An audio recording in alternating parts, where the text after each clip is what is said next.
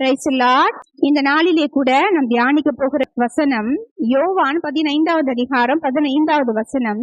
இனி நான் உங்களை ஊழியக்காரர் என்று சொல்லுகிறதில்லை, ஊழியக்காரன் தன் எஜமான் செய்கிறதை அறிய மாட்டான். நான் உங்களை சிநேகிதர் என்றேன், ஏனெனில் என் பிதாவினிடத்தில் நான் கேள்விப்பட்ட எல்லாவற்றையும் உங்களுக்கு அறிவித்தேன். Praise the Lord. ஒரு அருமையான வேத பகுதி. இதை வாசிக்கும் பொழுதெல்லாம் என்னுடைய வாஞ்சை இப்படியாக இருக்கும், ஆண்டவரே நானும் உம்முடைய சிநேகிதராக மாற வேண்டும், உம்முடைய இருதயத்தின் உணர்வுகளை புரிந்து ஜெபிக்கிறவளாக நான் மாற வேண்டும் என்று சொல்லி நான் ஆண்டவரிடத்திலே ஜெபிப்பது உண்டு.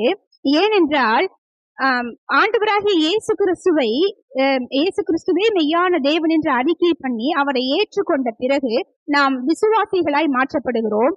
விசுவாசிகளாய் மாற்றப்பட்ட பிறகு நாம் சீஷர்களாய் அபிஷேகம் பண்ணப்படுகிறோம். சீஷர்களுக்கு அடுத்த கட்டம் அவருடைய ஊழியக்காரர்கள் என்று அழைக்கப்படுகிறோம். ஊழியக்காரருக்கு அடுத்தபடி சிநேகிதர்கள் என்று ஆண்டவர் அழைக்கிறார். Praise the Lord. இன்றைக்கு நாம் எந்த கட்டத்திலே நின்று கொண்டிருக்கிறோம்?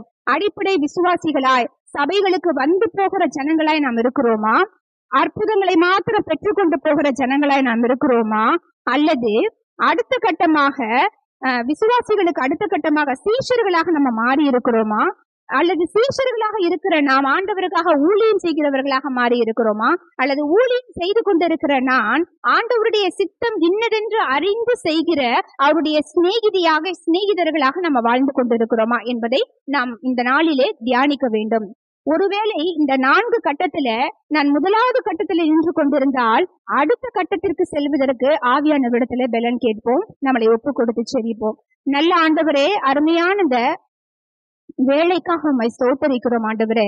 வாசித்த வேத பகுதியின்படியாக நாங்க அடிப்படை விசுவாசிகளாய் இல்லாதபடிக்கு ஆண்டவரே, நாங்கள் உம்முடைய சீஷர்களாய் உம்முடைய ஊழியர்களாய் அடுத்ததாக உம்முடைய சிநேகிதர்களாய் மாறி உம்முடைய சித்தம் இன்னதென்று அறிந்து ஜெபிக்கிறவர்களாக உம்முடைய சித்தத்தை நிறைவேற்றுகிற உம்முடைய ராஜ்யத்தை கட்டுகிற பணிகளிலே நாங்கள் செயல்பட உம்முடைய சிநேகிதர்களாய் எங்களை அபிஷேகம் பண்ணும்படிக்கு எங்களை ஒப்புக் கொடுக்கிறோம் ஆண்டவரே.